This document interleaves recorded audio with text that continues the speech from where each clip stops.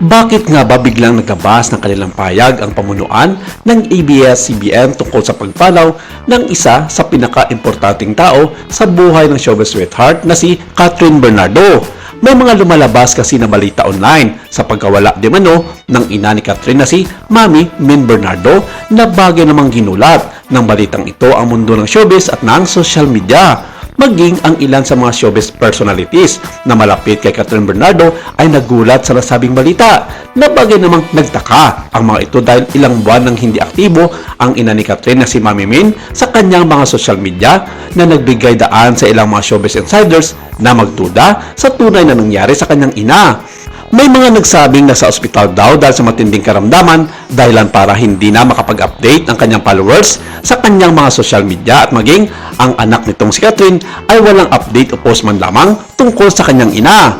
Ayon sa aming mga pagsasaliksik, ang balitang ito na may kakatotohanan na nagpaalam na nga ang isang taong malapit kay Catherine at nagbigay ng kanilang pakikiramay ang buong ABS-CBN sa pamilya Bernardo. Pero take note at hindi ito sa pagkatao ni Mami Min kahit sabihin nating walang maramdaman ang ina ni Catherine sa kanyang social media sa matagal ng panahon.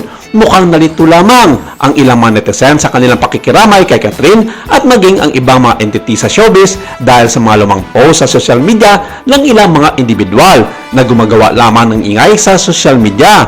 Ang seste ng isyong ito ay ang post si Catherine Bernardo nang balikan niya ang masasayang alaala nila ng yumaong veteranong aktor na si Ronaldo Valdez.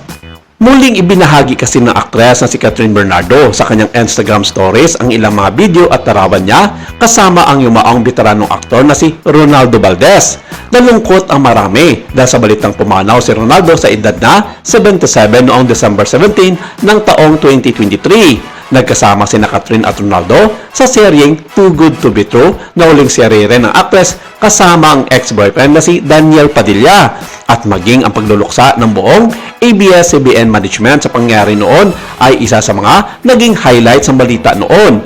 At malamang na hindi lang nakuha ng ilang mga netizens ang buod ng post na iyon ni Catherine dahilan para magbigay ng kanilang mga salubin at pakikiramay sa actress not knowing na ang kanilang tinutukoy ang ina na si Mami Min Bernardo. Walang katotohanan ang mga balibalitang pumanaw na si Mami Min, ang ina ni Catherine. Itinuturing na fake news at na misinterpret lamang ng iba ang post at kumakalat na balitang ito sa social media gaya ng YouTube at Facebook sa maling pagkakaintindi.